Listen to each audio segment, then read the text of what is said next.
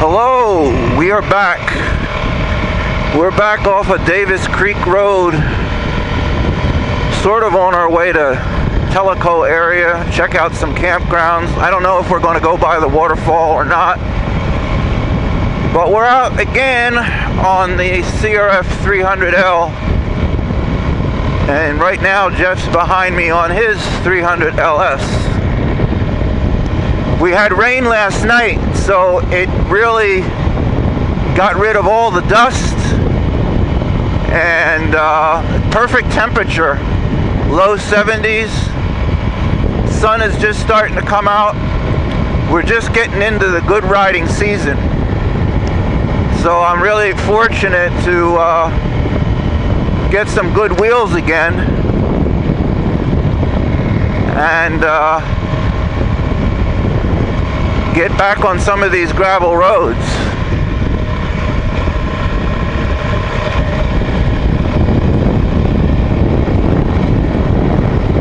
This river road,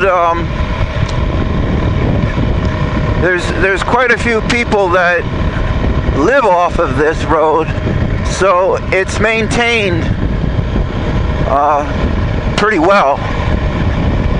It's never that rough or rutted out.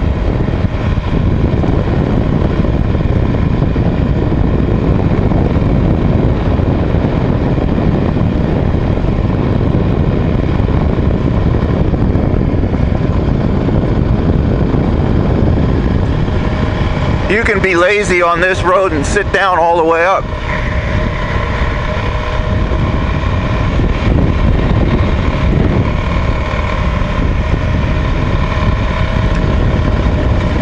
It's going to start to be good camping season. Get rid of that high heat. It's cool at night.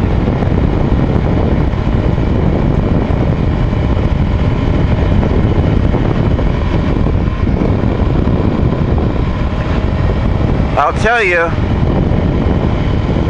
I don't miss the old XR kicking.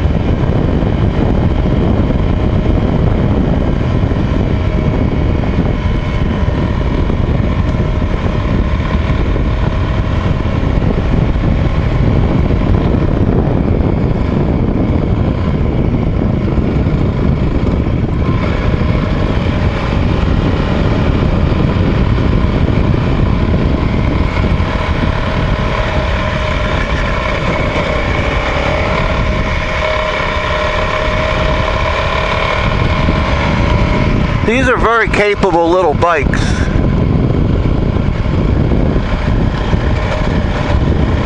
When I was trying to sell my Kawasaki Versi, I had a few people that wanted to trade like for 450s. I don't need a 450. I never ride with a race mentality. So it's not my objective to see if I can beat the pack up to the top of the hill wherever we're riding or whatever. And I used to have a Yamaha XT 225, and this bike reminds me of that, but it's got a little more power than the 225. But that was a good old little goat. There wasn't a hill that bike couldn't get up. It might not get up it fast, but leave it in second gear and it'll take you wherever you want to go.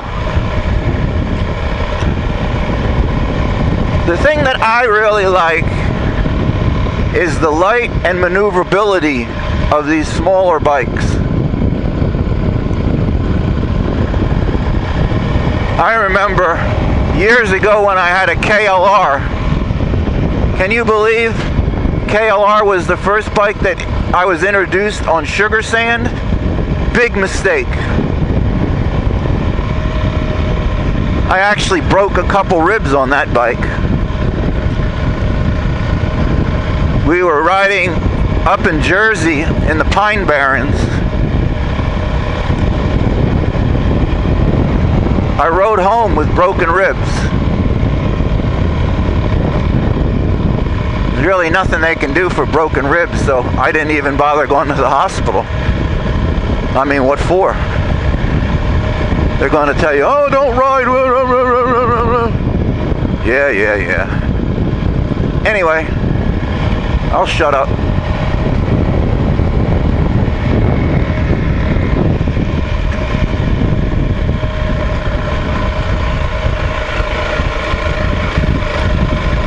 This is one of my favorite tracks.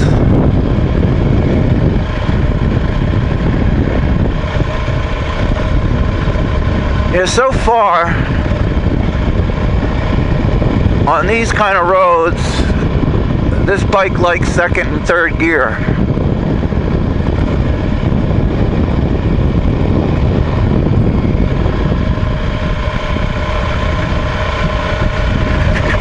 There is traffic on this road, so it's sort of a good idea on these blind curves to stay where you're supposed to be. Don't want to be somebody's hood ornament.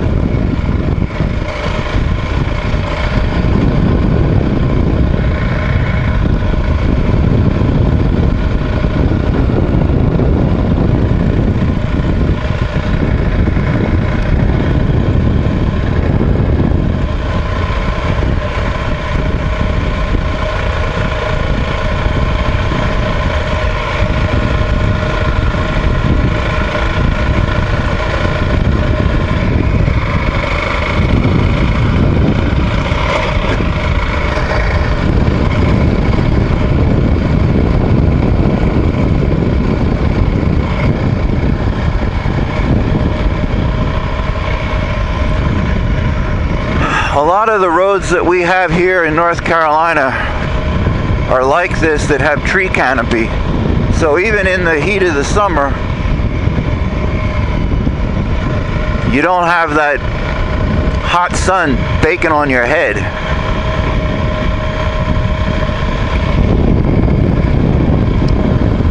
Which I thought was a really nice change, because I used to live in Southern California. And although there's good riding there, of course, in the desert,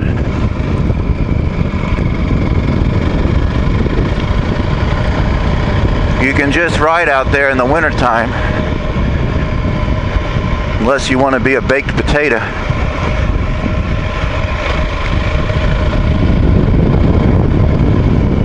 They just put some new gravel, sort of like riding on marbles.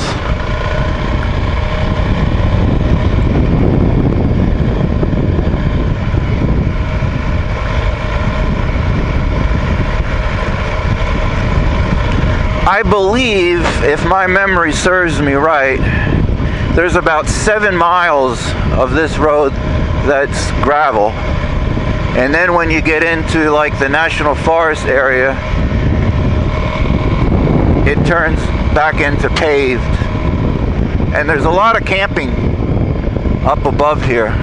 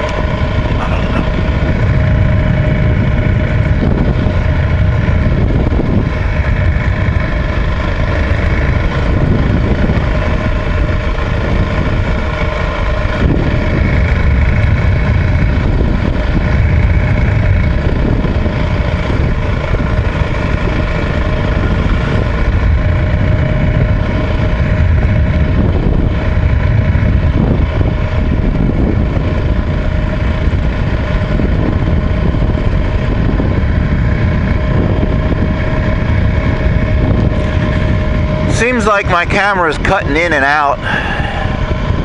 I think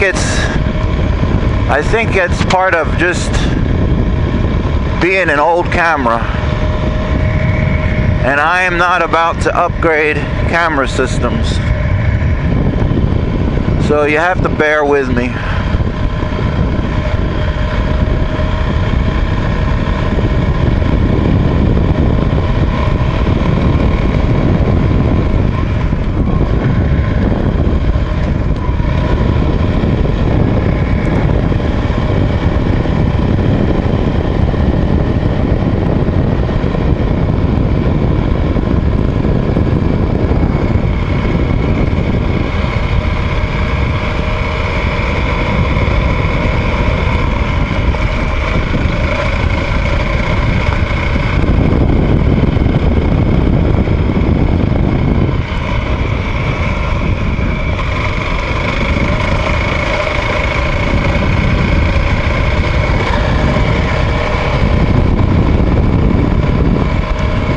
in the fog now.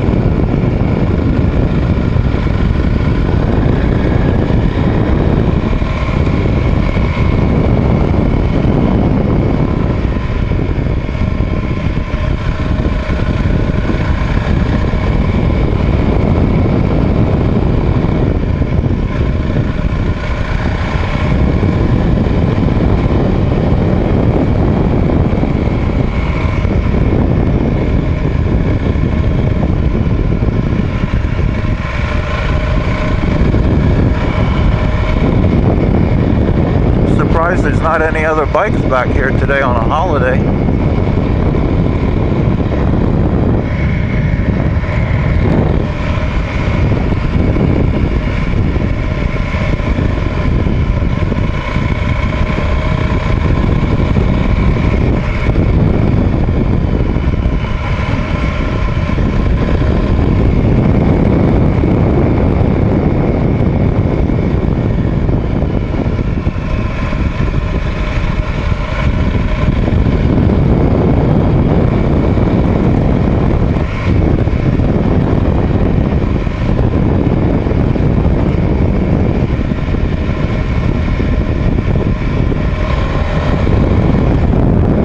Now we're on some tarmac. That went quick this time. I remember the first time I went on this road, it was like, wow, finally got some gravel that's not just over before you know it.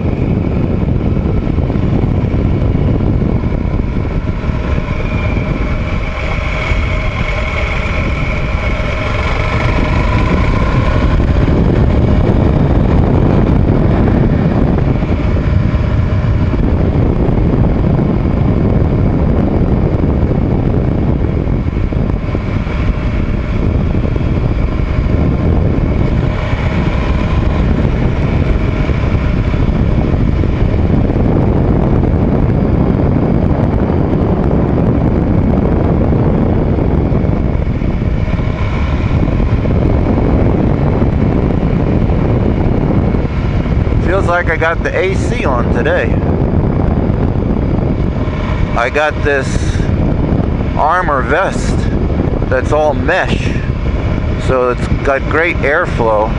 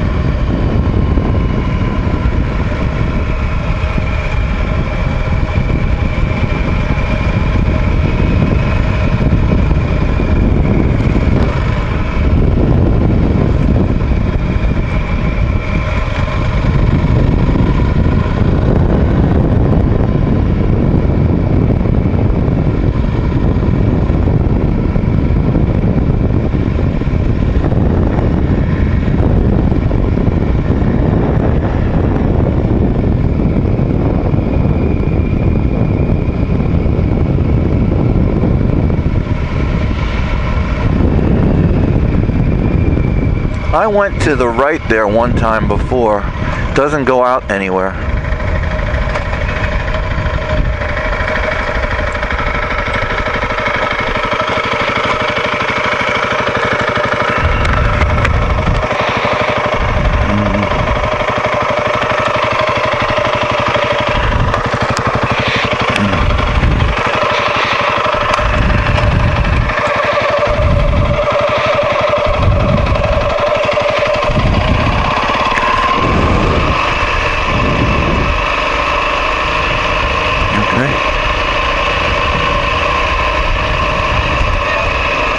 Oh, the bridge. That's the first time I've ever gone down on the bike. Really? Literally, when I did that, it just washed